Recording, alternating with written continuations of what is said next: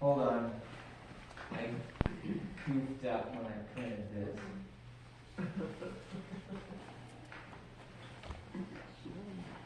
Alright. We're going to be in Matthew chapter 1 and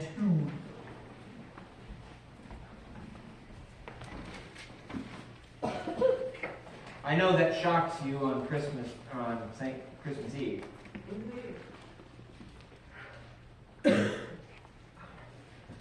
All right. He is not my favorite movie director. He is not. He is not my favorite movie director. But one of the more interesting movie directors, and maybe you've seen some of his work, is a movie director named M. Night Shyamalan.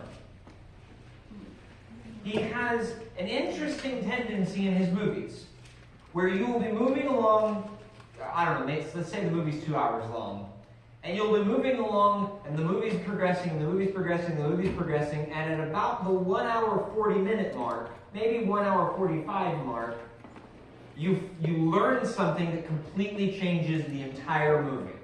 Like it just, everything you thought was happening, nope, you were wrong.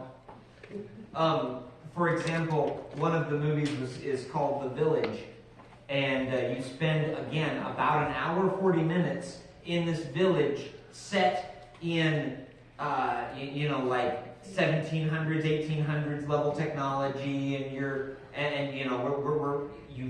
the movie's set there, and we're living there, and all these things, and the plot of the movie's unimportant, except that at about the hour 45 mark, you find out that it's present day, and they've been living in an enclave and hiding the real world from their kids.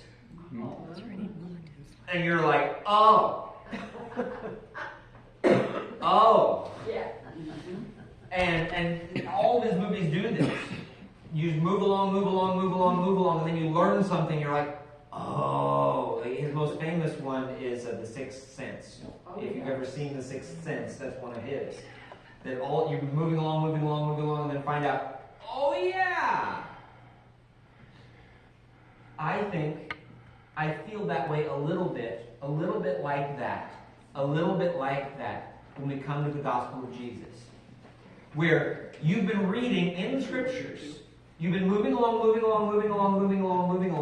in the way that God had been dealing with his people, the way that God had been dealing with the Jews. You've been moving along, and then Jesus comes and everything changes. Nothing is the same. Everything I thought I knew, everything I thought I'd been operating under, is all of a sudden different. Everything that I thought I'd been progressing toward, everything I thought I was seeking, all the assumptions that I had made are now different.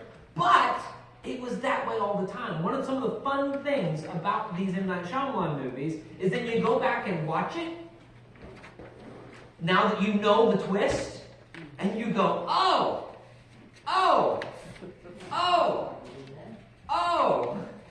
That had you been paying attention the first time, you might have seen it. And that's what I love doing when I look through the Old Testament. When I look through the Old Testament and I go, oh, yeah, I see what you're doing there. And I love that about Scripture. But when we come to Jesus, what I want to get across this morning is that, yes, Jesus saved us from our sins. No one can, I can try, but I'm going to fail at diminishing that. I don't want to, though, by the way. But that isn't even the coolest thing about him, frankly. It's that he changed the dynamic of everything. He changed everything. And one of the passions of my life, if I were to summarize, I suppose you might call it my hobby horse, about what it is to be a Christian, is that if Christianity only changes what you do on Sunday morning, you're doing it wrong. This is an everything thing. If it doesn't change the way you drive, if it doesn't change the way you pay your taxes, if it doesn't change the way you watch movies, if it doesn't change the way you clean your carpet, you're doing it wrong. I don't even know how it changes your carpet, but there's got to be a way. Because he changes everything. And to be a follower of the Almighty King means that everything changes. And it affects the way I do everything. And today we're going to look at a few ways that Jesus changes the world. Now, I want to give credit where credit is due. Some of the items in this sermon I took from a sermon that I've heard by a man named David Platt. I want to give credit where credit is due. I've changed it rather dramatically because he and I don't think alike. But I like some of the stuff that he had to say. And so interspersed in here is some of his work, and I want to give credit where credit is due. So, Matthew chapter 1. The New Testament opens with this phrase in Matthew chapter 1. In Matthew chapter 1. It says, a record of the genealogy of Jesus Christ, the son of David, the son of Abraham. Now, I want to stop right here and say this. How many of you, don't be shy, barely read chapter 1? Or at least the first little bit of Matthew. Yeah. You start in, you get about 3, 4, 5 verses in, and you go, if you're reading it to yourself, you go,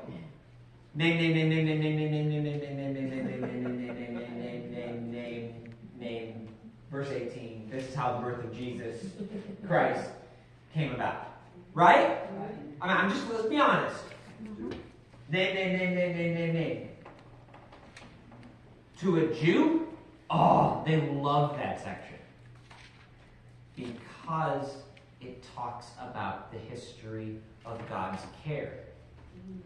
It is not just that Jesus popped in on the scene.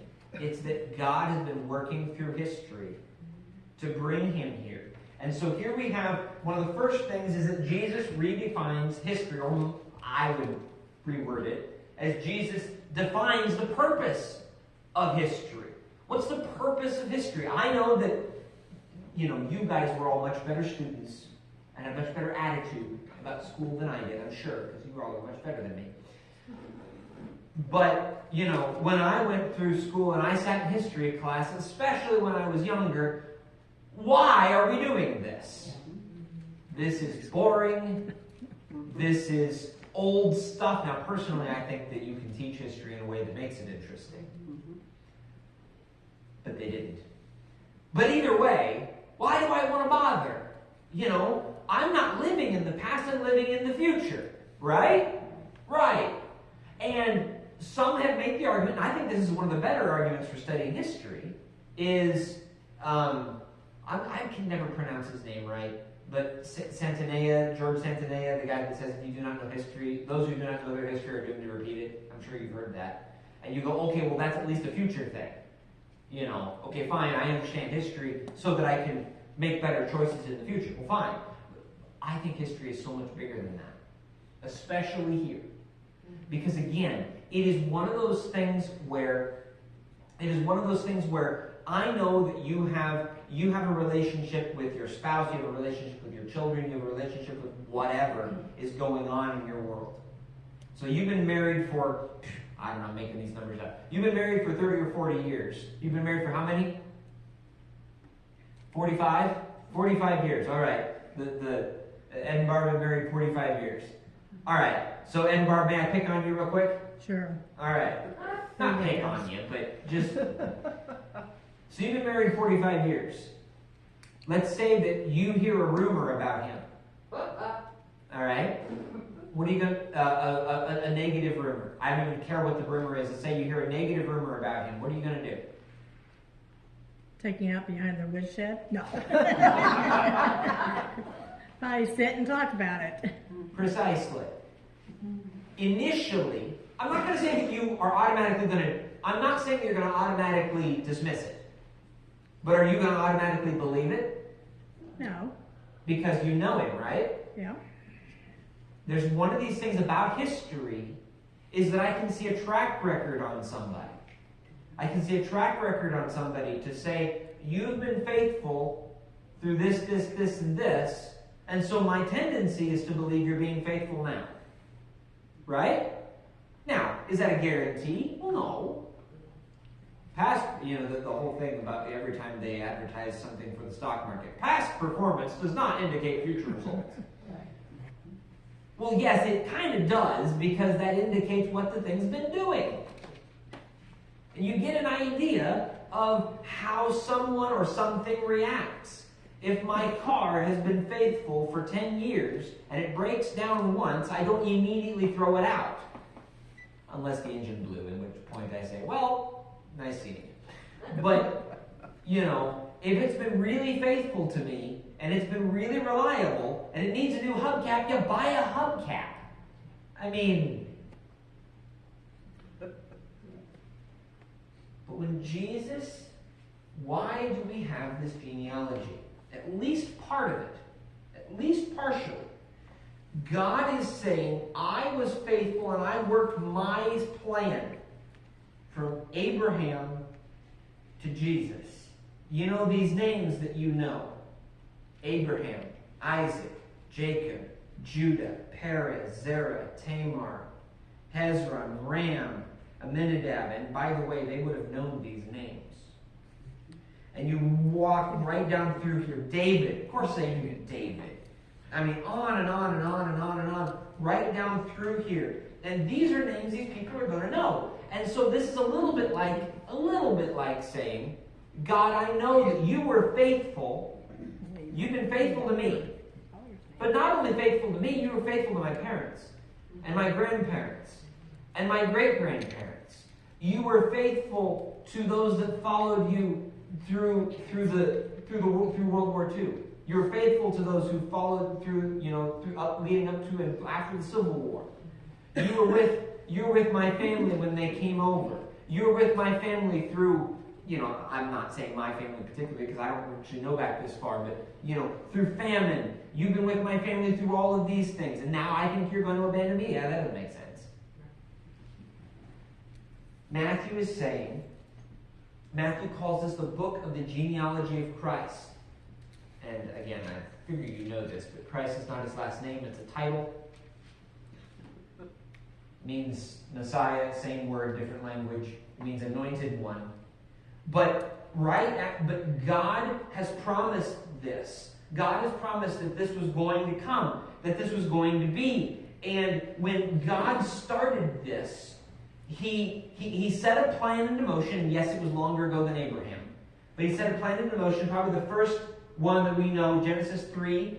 And I will put enmity, this is to the serpent, I will put enmity between you and the woman, between your offspring and hers. He will crush your head and you will strike his heel. This talks about that one offspring from the woman, shall bruise his heel. I'm going to English here eventually. Yes. Talks about one offspring from the woman, that Satan will bruise his head and he will crush his heel. Now, the tempter would be able to bruise his heel, and who might that be? Jesus. But he's going to crush your head. See, that one of the things that I love about Mel Gibson's Passion of the Christ movie is that while Jesus is being flogged and while Jesus is being crucified, you have an actor playing Satan walking around all triumphant, all happy, all excited, because I've won! Oops. Oops. What Matthew is shouting in this verse is saying the snake crusher has come. From the beginning, I was crushing the snake. Mm-hmm. Jesus is the offspring of the woman who has come to crush the snake, who has come to conquer sin and Satan. So again, back in Matthew chapter 1, verse 1, the book of the record of the genealogy of Jesus Christ, the son of David, the son of Abraham. Now, who's Abraham?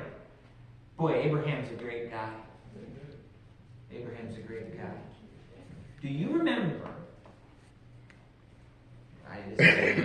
My sermon's already long enough. We don't need to eat, do we? Yeah, we'll be fine. Hey, frankly, just between you and me, I love that. But What was Abram's name? Or Abraham's name when we first meet him? I just gave it away because. Abram. Sorry! And what was his wife's name? There we go. Sarai. Right? This is a cool little fact. So I've discussed in the past that when a remember we talked about the blood pact and the greater and the lesser covenant that they would make. They would split the animals. Remember we were talking about this one? Something I didn't mention, at least I don't think I mentioned, is that it was very, very common when you have such. It was a rare event, but everyone knew what it was. Is that it would sometimes that when the people didn't have middle names, like that wasn't a thing, at least not typically, but their names had meaning. There were meaning in their name, and so cool. It was very normal that when the greater and the lesser would exchange their promise, that as kind of a receipt, I suppose, maybe is a way of putting it, is that the greater in the discussion would grant the lesser the right to change his name to include the name of the greater. So that they would actually change his name to. So if I had made it, now again, this is the different culture and all these things. But let's say that I wanted to, make a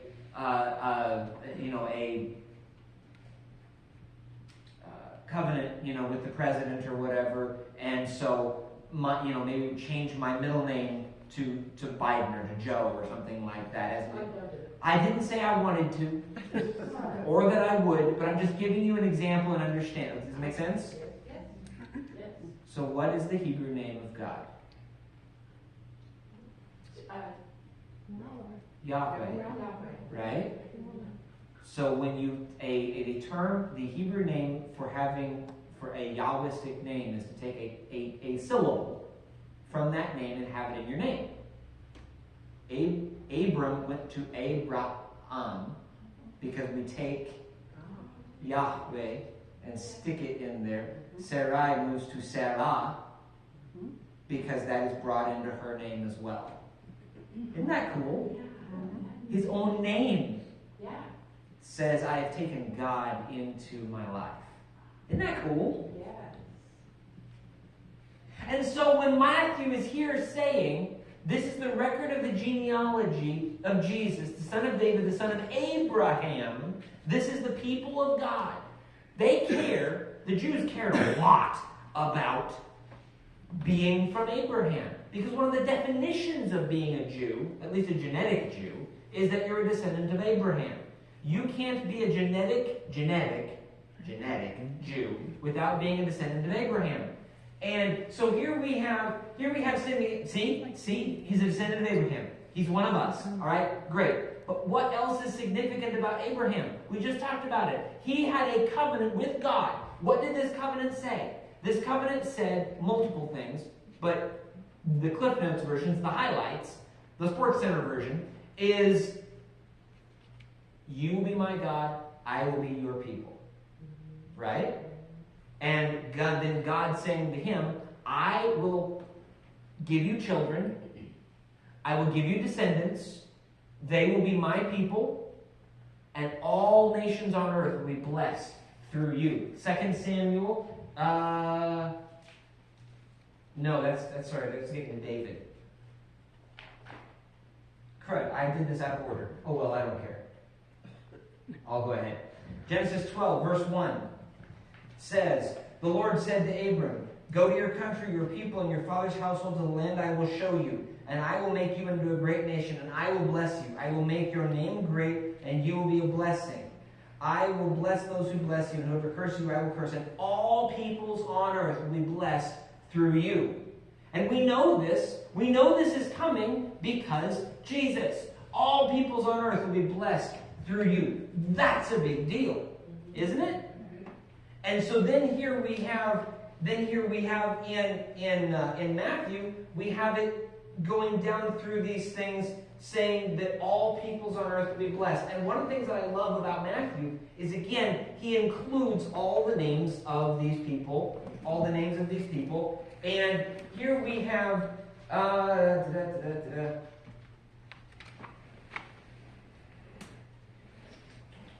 I've lost my place.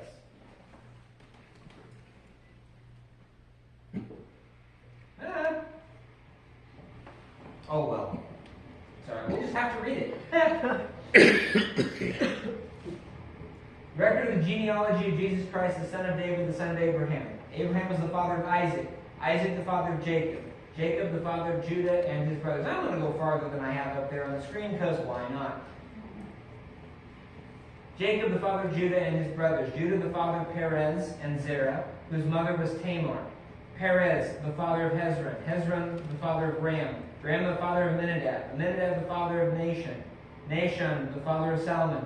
Salmon the father of Boaz, whose mother was Rahab. Boaz the father of Obed, whose mother was Ruth. Obed the father of Jesse. Jesse the father of King David. David was the father of Solomon, whose mother had been Uriah's wife.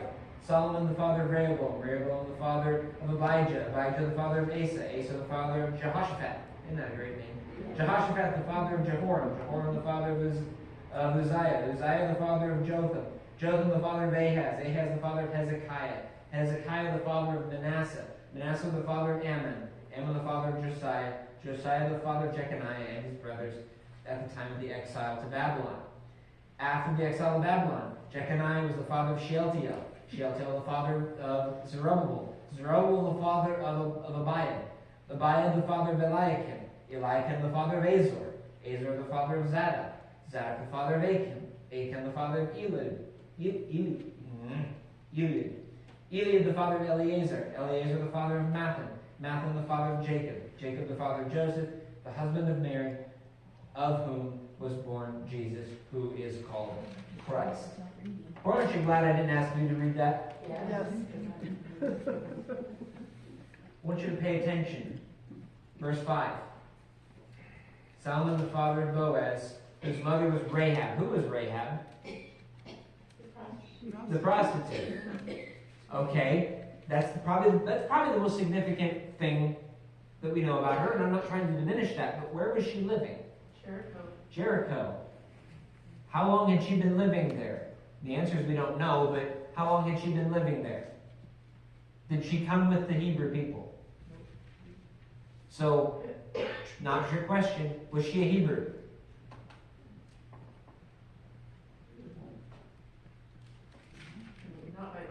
Not by birth.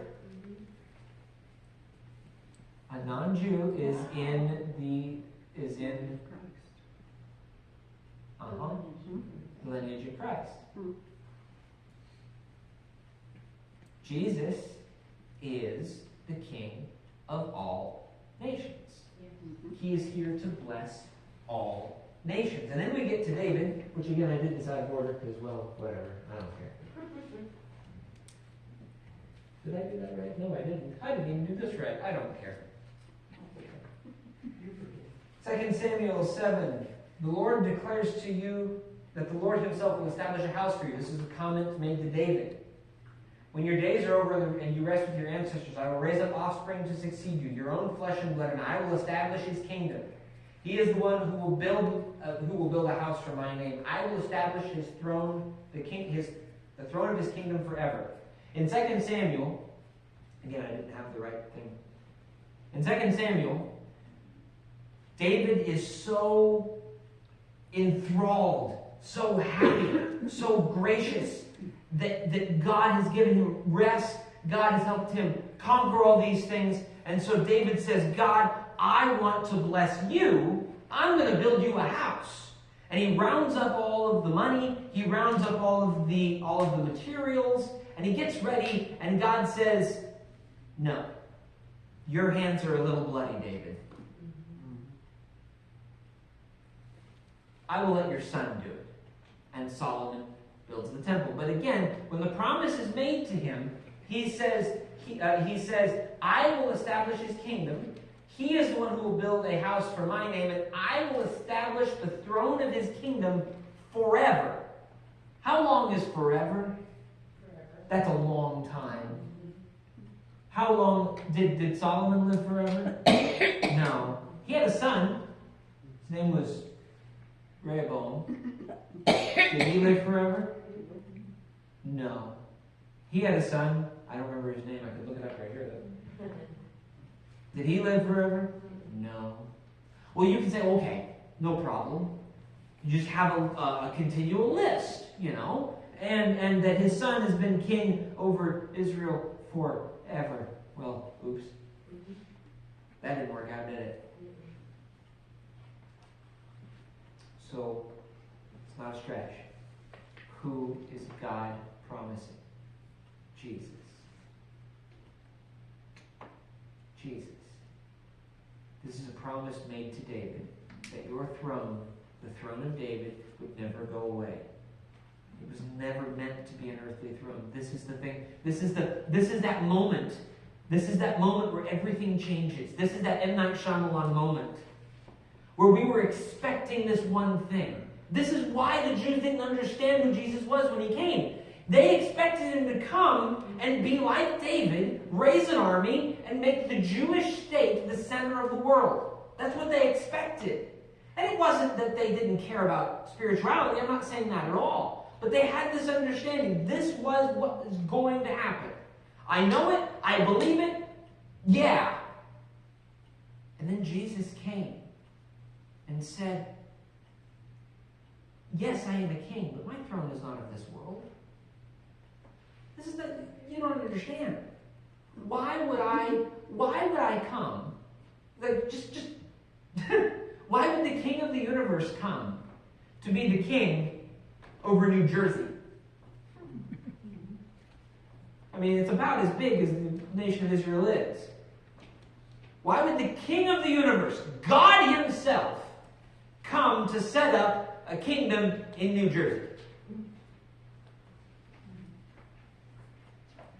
No earthly reason. No earthly reason.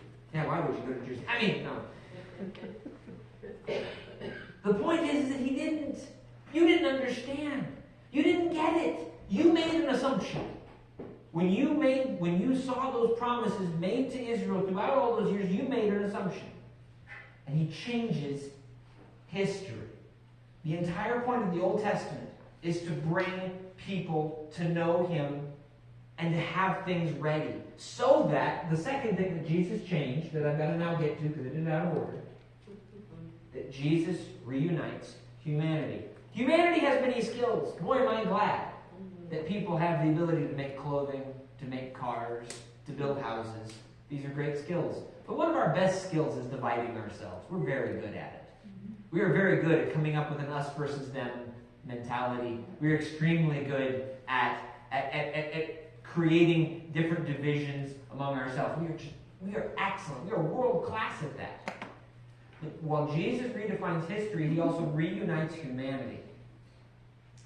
You have, when you look at the people in Jesus' genealogy, you have women, Jews, Gentiles, upper-class kings, and a low-class prostitute, but they all have one thing in common. They all point at Jesus.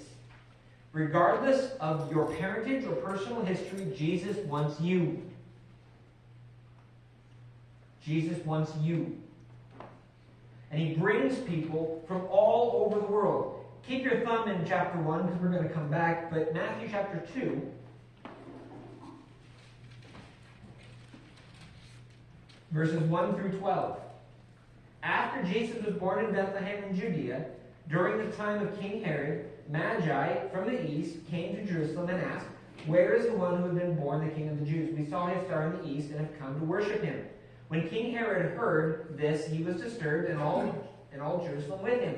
When he called together all the people's chief priests and teachers of the law, he asked them where the Christ was to be born. "In Bethlehem in Judea," they replied, "for this is what the prophet has written.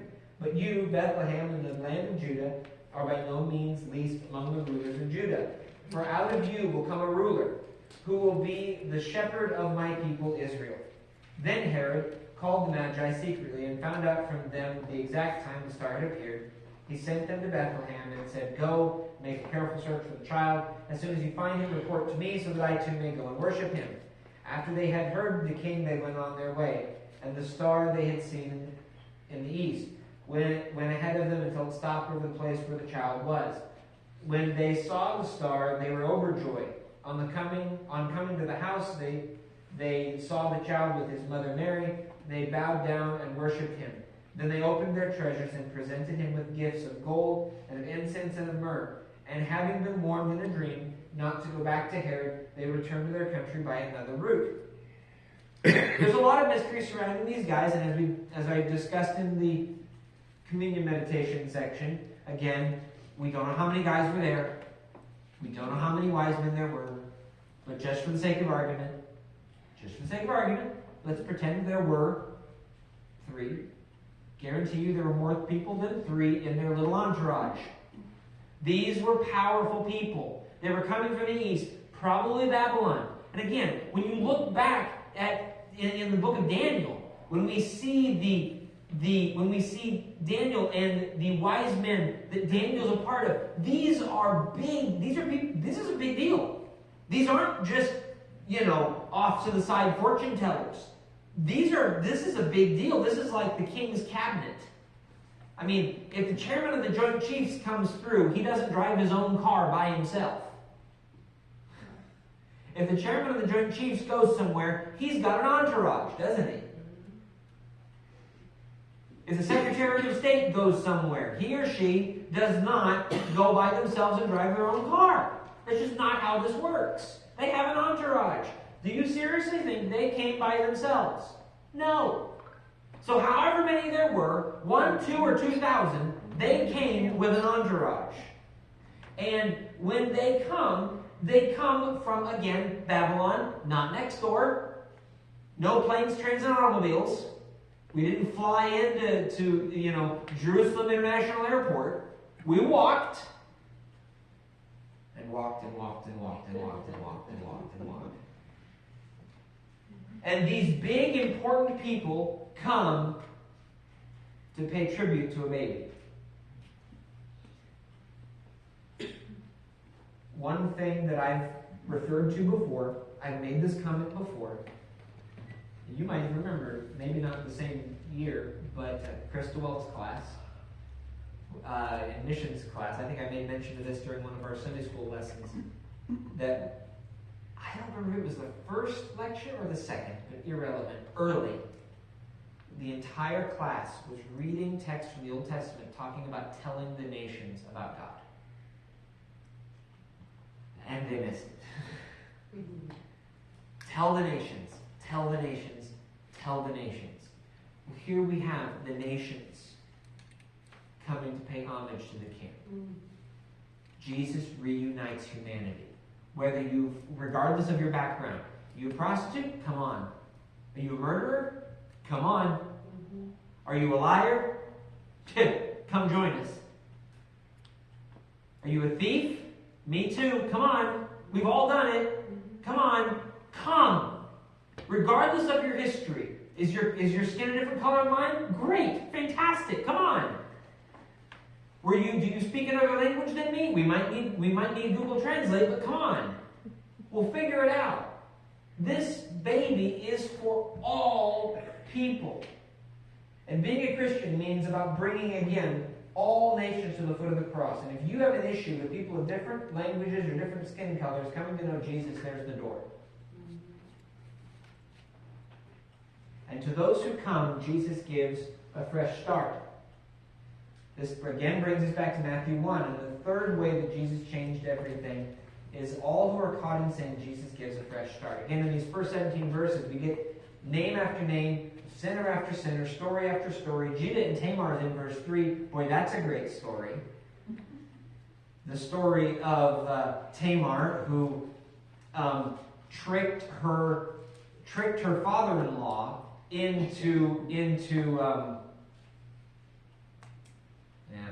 I'll code it anyway, in her, so that she would have a baby. Boy, that's, high class living right there. Yet she's in his